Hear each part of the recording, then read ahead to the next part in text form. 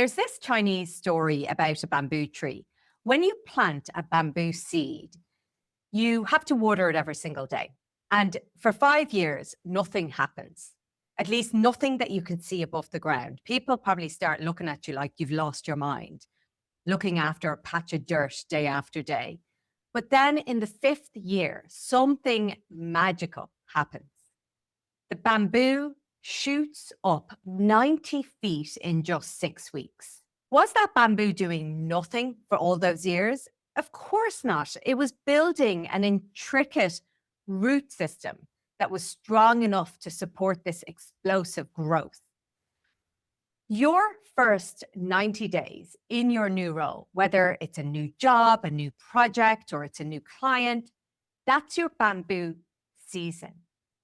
It's not a sprint that you have to win. Hey everyone, welcome back to the consulting game. I'm Negar, and today we're going to talk about something that keeps many of us consulting leaders awake at night. Those make or break first 90 days in a new role, but not in the way that you expect. What I'm going to talk about applies whether you're starting a new job altogether, or you're stepping into a new project role, or it's a fresh new client, which if you're in consulting, there's a new happening all the time. You're in a new role, you're in a new project, you're in a new client, and you may be stepping into a new job altogether. So it's a new beginning, and it's easy to feel that pressure to perform instantly and hit the ground running, right? That's what we've all been told. I know exactly what's running through your mind right now. There's this almost primal urge to deliver and over deliver immediately so that you show they've made the right choice. But look, here's what years in the industry has taught me. Rushing to prove your value can actually work against you. I remember once having to take 6 weeks off in between projects because I couldn't face starting a new project and just being exhausted again. I needed the mental strength to be able to go in strong. I'm going to share why so many brilliant consultants and leaders in consulting absolutely exhaust themselves in those first 3 months. And I want to introduce you to something that's much smarter, much calmer, and ultimately it's a better, more powerful approach that's sustainable. Now, I want to talk about the real trap in those first 90 days. I want you to be honest with yourself right now. Have you ever started a new role and we know there's new expectations, and immediately there's that voice in our head thinking, they made a mistake. I need to prove I'm worth it. I can't see you nodding, but I know you are, right? We've all been there. And here's what typically happens next. You overfunction. You take on more than the role requires. You overthink. You analyze everything, every email, every meeting, every interaction. And you overcommit. You say yes to everything because you're afraid to set boundaries and not be worth it. But by week 3 or 4, we typically get absolutely fried. Your brain feels like it's been in a blender. And the worst part, you have set the pace. You've set this pace. Now everyone expects it from you moving forward. They expect you to pick up that email at 9 o'clock and to log in at 5 a.m.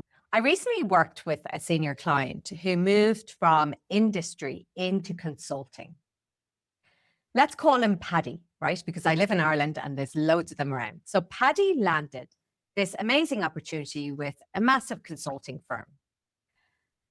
He was delighted and, really wanted to impress.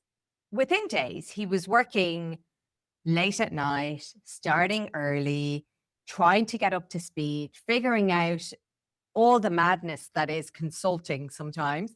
And also, what is this project about? What was agreed in the tender response? And trying to lead a team at the same time. He was trying to do everything perfectly. And that meant overthinking, overdoing, and overcommitting, both to the client, but also to the new consulting firm that he just joined. Within a month, he was burned out, and within 3 months, he had quit. No one asked him to do what he did. His manager actually had pretty reasonable expectations when we explored this. He created those impossible standards in his head, which we all do. And soon, the unsustainable pace he set just became the one people expected of him. He was over delivering and doing extremely well in the eyes of everyone else, but he was exhausted, doubting his ability, completely burned out, and ultimately he left that role. This is exactly how unsustainable workloads are born, not because the job demands it, but because we create these expectations in our heads ourselves. So here's an alternative. Here's a shift that's helping my clients. And I probably used a version of this in the last few years in my full-time consulting role. Now, listen to this. I want you to think I'm here to serve, not to prove. Let that sink in for a moment. This is the shift, the mindset shift that I want you to think. I'm here to serve, not to prove. When your intention is to genuinely help the client, you're truly in service. Something magical happens. You stop obsessing over how you're being perceived, being perfect, being seen to be worth it. You start to become curious, present, and paradoxically, way more powerful and strategic. You listen, you learn, you take your time to figure out what's actually needed rather than jumping in headfirst. As humans, we are actually wired to help others. It gives us purpose. And when you act from a place of service, self-doubt simply starts to melt away. There's just no space for, am I good enough? When your focus is completely on, how can I help them succeed? How can I help this organization succeed? How can I help this client succeed? So I actually heard this a number of years ago on a project. I was doing a culture change program, and the client said this to me. She was talking about a cohort of individuals in the organization and saying she needed their behavior and mindset to change. And they needed to be thinking, how is my role in service to the organization? And something clicked with me. I was exhausted on that program. I wanted to impress. And I felt I just wasn't making the changes that I wanted to make and needed to be made. I really thought about what she said. I internalized it to, how can I serve this client in an impactful way? How can I make the big shifts that this client needs to succeed? How can I make their job easier? These were very relevant ways of thinking rather than, how can I impress and how can I make myself worth the money they're spending on me, which sometimes is some of the thoughts that go through our head. Since then, I've actually delved into this a bit more, this idea of being in service, and looked at the research and science behind it. And the truth is, you can't suffer and feel uncomfortable and unmotivated when you're coming from a place of service and serving. Your ego steps aside, and ironically, that's when people start to notice your value. So I want to talk about exhaustion for a minute, because here's something most people tend to miss. Exhaustion in the first 90 days is rarely about the actual workload and the demand. It's about what's happening in your head. It's about the uncertainty that's there in something new. It's about overthinking every single step. It's trying to impress everyone. It's being seen as a confident swan, right? Calm on top and frantic below the water. This, I suppose I call it brain load, maybe cognitive load is a better word, is what wears you down. It's mental clutter. It's draining your energy. Okay. So if you're in this space right now, take a deep breath with me right now. Take a deep breath. Rome wasn't built in a day, and neither is your consulting legacy. High performance is not about doing more. Listen to that. High performance is not about doing more. It's about thinking clearly. It's about grounding your nervous system so you're not in fight or flight state. It's about being strategic and intentional. When you're constantly in that, I need to prove myself mode, your nervous system is on fire. It's on high alert. You are in that perpetual cycle of fight or flight. And let me tell you something, strategic thinking does not happen when your brain thinks it's being chased by something scary. Okay, that's when we tend to go into fight or flight state. I remember I had a coach at the time during that transformation program where I really wanted to impress this client. And she said something to me along the lines of, now it's going to sound really harsh when I say it, but it was along the lines of, Negar, you're in that role because they believe you can do the job. Now, your only task is to clean up the rubbish that's in between your ears and get the job done. That actually really helped me. Usually what's blocking us is in our own thinking. So let me give you the 90-day power framework. And this is the consulting edition.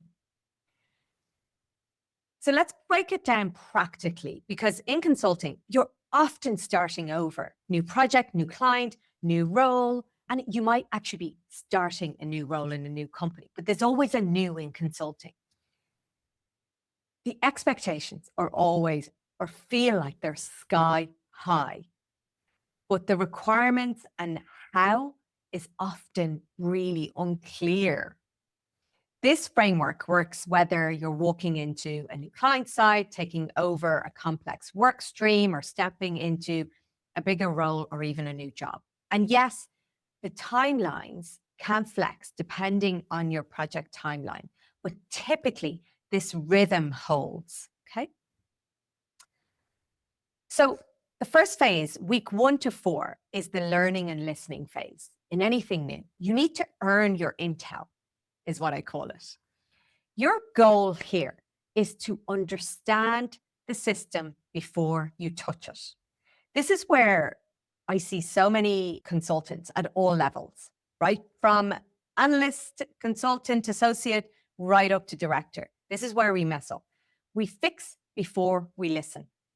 Now, what I want you to focus on in this first phase is almost run a listening tour with your key stakeholders, the sponsors, the team lead, depending on your role on that project, it'll be different, but you need to figure out who's who and who do I need to talk to. You need to get answers to questions like, what does success really look like here? What's already been tried that didn't work? What keeps them awake at night? I want you to get really curious about the kind of internal politics and the history of what you're trying to do and change.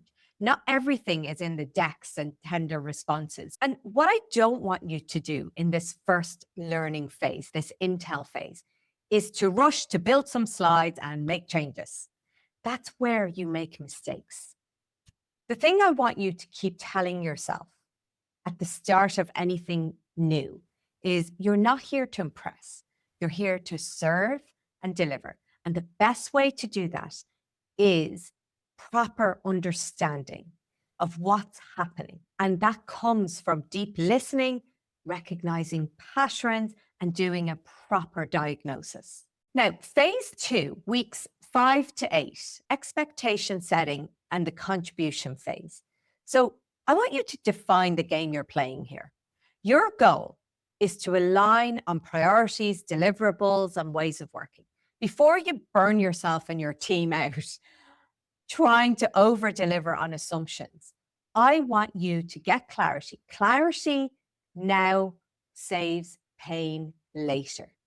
Okay? So get that clarity early on. What I want you to focus on in this phase is getting really clear on the expectations.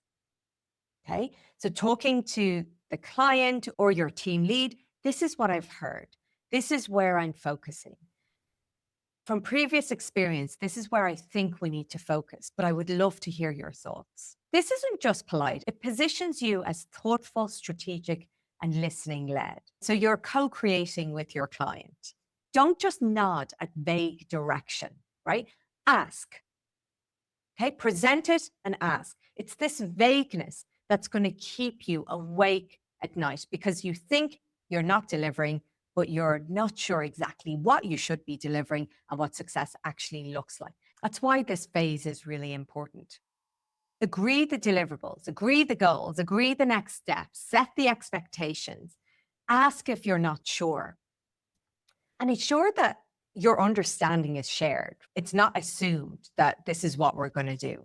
I can't tell you how many times for myself and for my clients, this is where the fear and sleepless nights comes in because we haven't shared and set those expectations early. We haven't taken the time because we've just jumped into the new role and we've just gone into let's create some decks and start delivering. Expectation mismatches between you and your client are a silent killer of credibility. This is how you prevent the silent misalignment that tanks credibility later. This phase is important, my friends. What not to do is say yes to everything. This is the consultant trap. You agree to way too much. I've seen so many leaders do this. You agree to way too much, way too early. What seems like enthusiasm in week 6 becomes missed deadlines and diluted work in week 10. So asking for clarity doesn't make you look weak. It makes you strategic. Now, the last phase is that week 9 to 12. So this is your momentum and influence phase. So you need to shift to trusted partner. Your goal here is to deliver real value, shape direction, and show you're not just here to do, you're here to serve the client in the best way possible. This is where consultants earn long-term trust and reputation. For you leaders listening, this is key. I want you to deliver with intention, not just speed. You've earned trust now, and you need to protect it. Deliver what you promised. Keep the quality high. Make sure your work is tied to the outcomes that matter most to the client. Ask yourself, does this deliverable actually move the needle? Is the client going to use this or just smile and shelve it? Start owning a point of view. Now that you understand the landscape, don't be afraid to contribute your thought leadership, your point of view. This is how you move from executor to trusted advisor.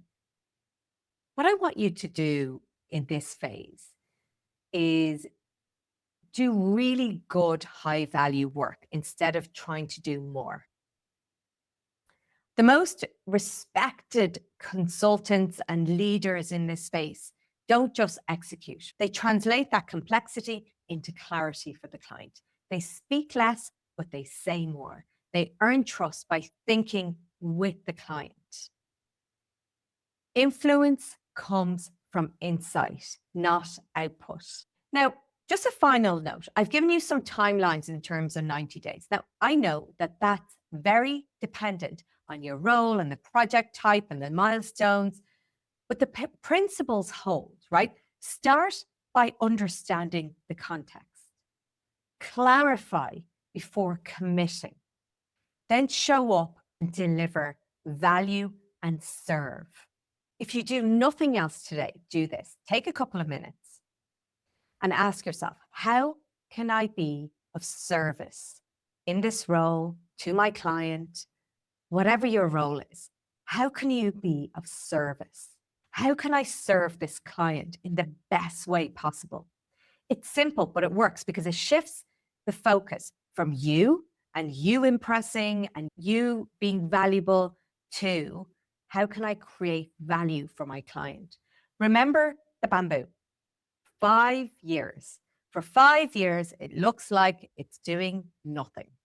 But underground, it's creating a foundation for amazing growth. I'm not saying you need to take 5 years. I'm just talking about being strategic with that first 90 days of a new role. Your first 90 days are not about proving your worth through being constantly busy and delivering an activity. They're about planting roots so your growth is unshakable. I want to end with a quick story. One of my clients, a senior leader who just taken on a global role, called me in a panic one day. It was her second week in the role, and she was drowning in meetings, emails, requests, everything that was coming at her. Everyone wanted a piece of her. I asked her this question: are you trying to impress, or are you trying to serve and make an impact? So her response was, after a long silence, I've been trying to impress everyone and it's exhausting. And I know a lot of you are in that space. She shifted her focus and her influence grew in that role, not despite doing less, but because of it. She had the mental headspace to see strategic opportunities others probably would have missed because they would have gotten caught in the doing. That's the paradox of those first 90 days. Less really can be more. If this episode resonates with you, do share it with someone else who's stepping into a new role. And don't forget to take the free career clarity quiz at negarfarah.com/ask. It's custom reviewed by me to help you build the career you actually want and fits you. Until next time, I'm Negar, and this is the Consulting Game. Remember to be in service, breathe, and grow like a bamboo.